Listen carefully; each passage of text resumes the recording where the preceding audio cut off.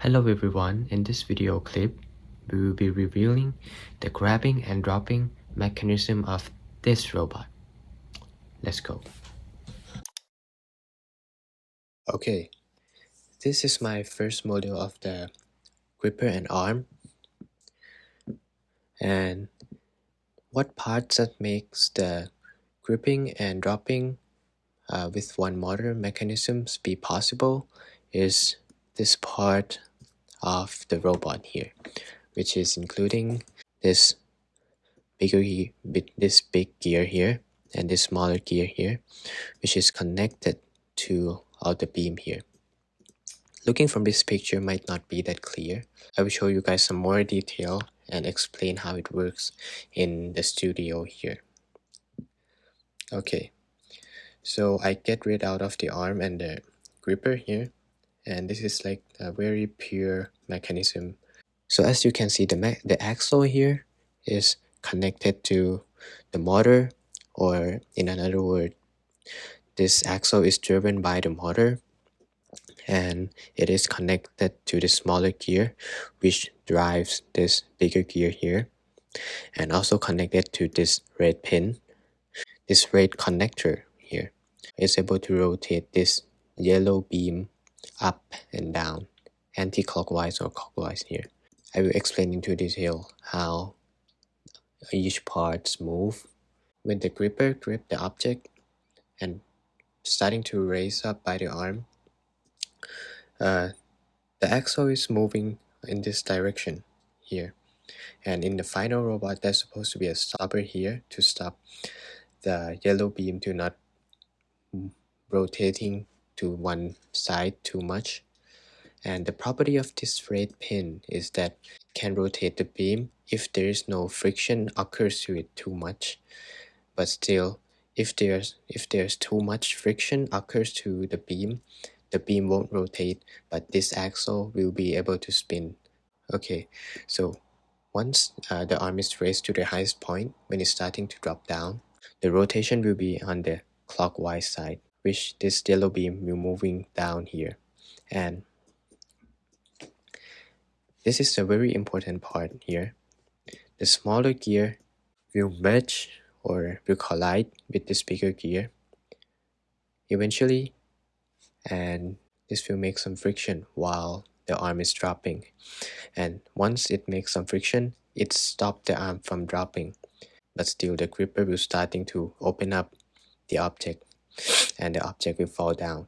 But this can be done with only a smaller force from the motor, because the gear here and gear here can be misaligned with the bigger force. Yeah, so many people might be curious about how does it stop and drop in the air for some amount of time and then it just drop the arm to the surface. I will use a smaller power from the motor which creates smaller force, and the friction between these two gear here can still handle the force, and the arm will not drop down. But once I use much more power from the motor, the gear here and gear here will misaligned, and the arm will be able to go down, and these two gear will create some cracking noise. I will show you guys some of the videos here. So this is a video where it picked up the water bottle and put it on the table. As you can see here, there is a spot stopper here that doesn't make this beam rotate to this direction too much, and once it drops down, these two gear collides. Yeah, and the gripper just opened by itself. This is the case of the ball. Everything is the same here.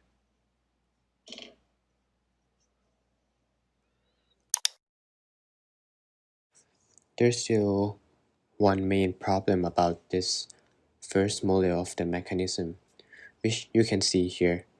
While dropping, I need to use a lot of precision on my hand to control the movement of the arm. So the gripper will open at the right spot and it doesn't crash on the table, which this is the problem when I implement it with the motor, because motor cannot give as much precision as my hand. Now I found out the core reason of this problem, which is the ratio between these two gears here. As you can see, this is smallest gear driving the biggest gear, which gives the turning point much more torque and too much torque for this part to hold the gear to stop the arm from dropping down and let the gripper just open in the air. So to solve this problem, we need to find the right number of teeth, or the right ratio of gear between these two gears.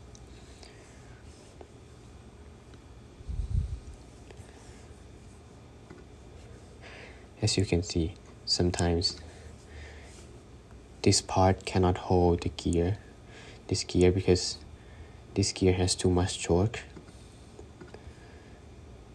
Here, those crackings means that it cannot hold the gear. And this is my second model, which gives the solution to the problem I mentioned by replacing those gear with one-to-one gear here. So the amount of torque that the motor gives will be the same as the torque that this gear spins. And this torque is the right amount of torque that is not too much, that this part cannot hold the gear to not stop, and it's also not too weak that it won't be able to drop down when I want it to. Yeah, so this is my second model here. And then I will show you some of the videos of the full run with different angles so you guys can see the mechanism more clearly.